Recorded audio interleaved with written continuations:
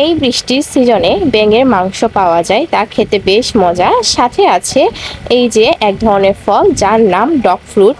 হয়তো অনেকেই দেখেছেন, আবার অনেকে নয়। এই নিয়ে বিস্তারিত ভিডিও থাকছে। হ্যালো এভরিওয়ান, কেমন আছেন সবাই? আমাদের ভাষায় এই ফলকে ইয়াংসি বলা হয়। আমাদের দেশে খুব একটা দেখা যায় না। পরিমাণ মতো একটি পাতিলে পানি নিয়ে আমি সিদ্ধ বসিয়ে দিব। এই ফলটি সিদ্ধ করতে একটু সময় লাগে। ততক্ষণে আমি বাড়ি থেকে পাঠানো এই যে শুটকি বলা যায়, ব্যাঙের মাংসের শুটকি, এটি এখন ভালো মতো পিস পিস করে নিব। সব সিজনে যাতে খেতে পারি এই জন্য ব্যাঙের মাংসগুলো শুকিয়ে রাখা হয়েছে। আমি শুটকি বলেছি, এটা শুটকিও বলবো না, এটা হচ্ছে আপনার কাঁচা ব্যাঙের মাংস শুকিয়ে রাখা হয়েছে আর কি।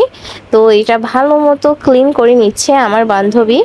আমি এমনি কাঁচা ব্যাঙের মাংস খেয়েছি, কিন্তু শুকনো ব্যাঙের মাংস এর আগে কখনো খাইনি।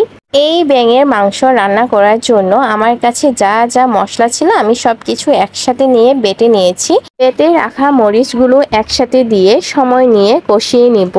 তারপর আমি এই তো ওয়াশ করে রাখা ব্যাঙের মাংসগুলো এখন ঢেলে দিব। অনেকের কাছে ব্যাঙের মাংস খাওয়ার রুচি নাও আসতে পারে, কিন্তু আমার কাছে ভালো লাগে। বিশেষ করে কাঁচা ব্যাঙের মাংস, সেটা বেশি ভালো লাগে।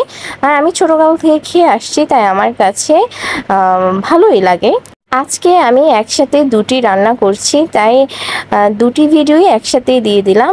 এখন আমি সিদ্ধ করে রাখা সেই ডগ ফ্রুট বা ইয়াংসি, উপরে থাকা যে বাকল, সেটা আমি ভালো মতো ছেড়ে নেব।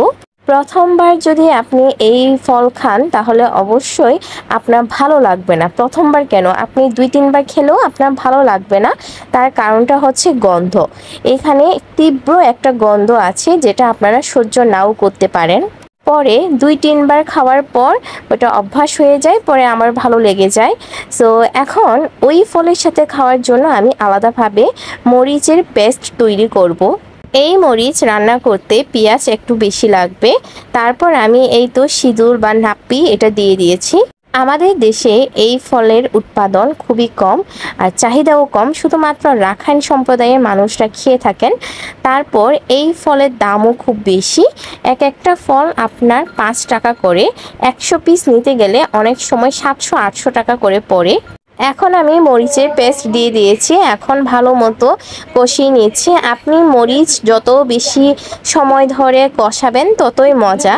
ইন্দোনেশিয়া, মায়ানমার, তারপর হচ্ছে থাইল্যান্ড, এইসব দেশে এই ফলের আচারও বানিয়ে খাওয়া হয়, বিভিন্ন রকমের রান্না করে খাওয়া হয়। তো এখন আমি মরিচের উপর তেঁতুল দিয়ে দিয়েছি, তেঁতুলের রস হালকা দিয়েছি। এই ফলটি রাখাইন সম্প্রদায়ের সকলেই পছন্দ করে এবং খেয়ে থাকে। আমাদের বাড়িতেও সেম, সবাই পছন্দ করে। এখন এই তো আমার মরিচ পেস্ট বা মরিচ রান্না হয়ে গিয়েছে।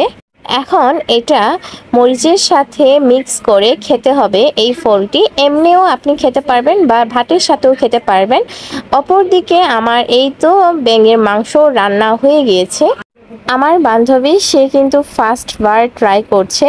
সো এইভাবে আপনার ডগ ফ্রুট আর মরিচ মিক্স করে খেতে হয়। ভাতের সাথে খেলে কিন্তু বেশ মজা। আর আমি এই ফলটা পেলে আর আমার কিচ্ছু লাগে না, কোনো মাংস প্রয়োজন হয় না, আমার খুবই ভালো লাগে এই ফলটি। সো এই তো আজ এই পর্যন্ত, সবাই ভালো থাকবেন, টাটা।